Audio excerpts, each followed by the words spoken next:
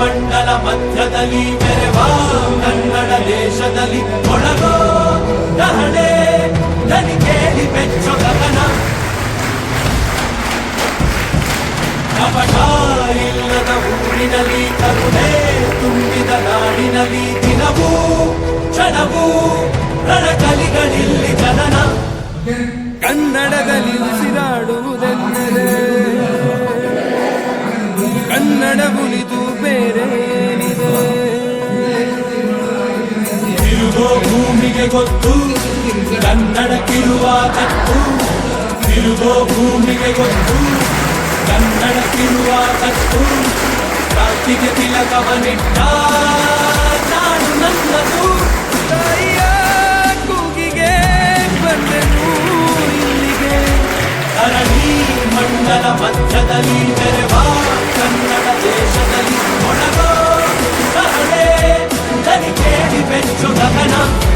ಕಪಟ ಇಲ್ಲದ ಊರಿನಲ್ಲಿ ಕರುಣೆ ತುಂಬಿದ ನಾಡಿನಲ್ಲಿ ದಿನವೂ ಕ್ಷಣವೂ ರಣಕಲಿಗಳಿಲ್ಲಿ ಜನನ.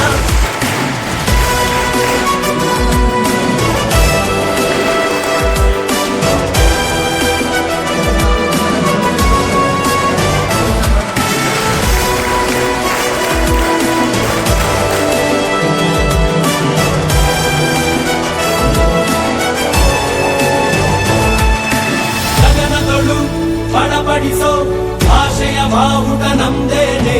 ತಲೆಯೊಳಗೆ ಘಮಘಮಿಸೋ ಕನ್ನಡ ಗುಡಿಯು ನಮ್ದೇನೆ. ಕಪ್ಪು ಮಣ್ಣ ಭೂಮಿ ನಿಂದೆ ಕನ್ನಡಿಗ ಸ್ವಾಮಿ ಆಂಜನೇಯ.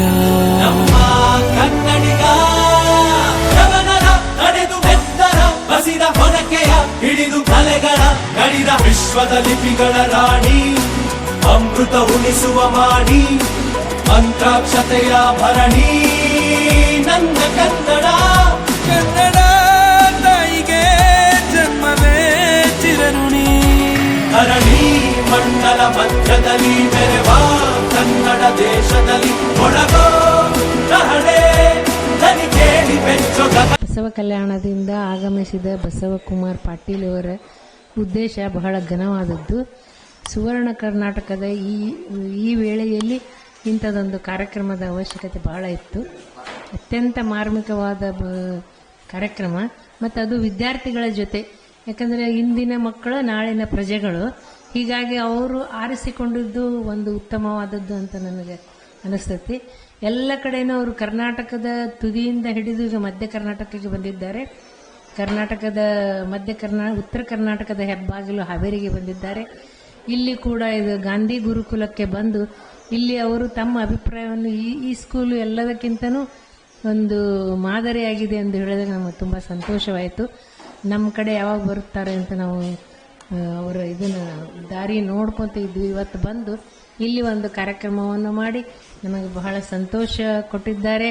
ಮತ್ತು ಮಕ್ಕಳ ಜೀವನದ ಅಭಿವೃದ್ಧಿ ಮತ್ತು ಮಕ್ಕಳ ಜೀವನ ಯಾವ ರೀತಿ ಮಾನಸಿಕವಾಗಿ ಈಗ ಇರುವ ಕೊರತೆನೇ ಅದು. ಮಾನಸಿಕವಾಗಿ ಅಭದ್ರತೆ ಇರುವುದರಿಂದ ಈಗಿನ ಮಕ್ಕಳಿಗೆ ಏನೂ ಸಾಧಿಸಲು ಇಲ್ಲವೇ ಇಲ್ಲ. ಎಲ್ಲ ಸೋಮಾರಿ ಮಕ್ಕಳು, ಆಮೇಲೆ ಸಂಸ್ಕಾರವಿಲ್ಲದೆ ಬೆಳೆಯುವ ಮಕ್ಕಳು, ಫೋನ್ ಮತ್ತು ಟಿವಿಗೆ ಅಡಿಕ್ಟ್ ಆಗೋ ಮಕ್ಕಳು, ಇಂಥ ಒಂದು ಮಕ್ಕಳ ಸಂಖ್ಯೆಯನ್ನು ನಾವು ಹೆಚ್ಚೆಚ್ಚು ನೋಡಿದಾಗ ಈಗ ಬಸವಕುಮಾರ್ ಪಾಟೀಲ್ ಅವರು 50 ದಿನಗಳಿಂದ ಯಾವ ಸ್ಕೂಲಿಗೆ ಹೋಗಿದ್ದಾರೆ ಅಲ್ಲಿ ಅನಂತವಾದ ಜ್ಞಾನವನ್ನು ನೀಡಿ ಮಕ್ಕಳ ಭವಿಷ್ಯ ಉತ್ತಮವಾಗುವಂಥ ಒಂದು ಮಾರ್ಗದರ್ಶನ ಮಾಡಿದ್ದಾರೆ.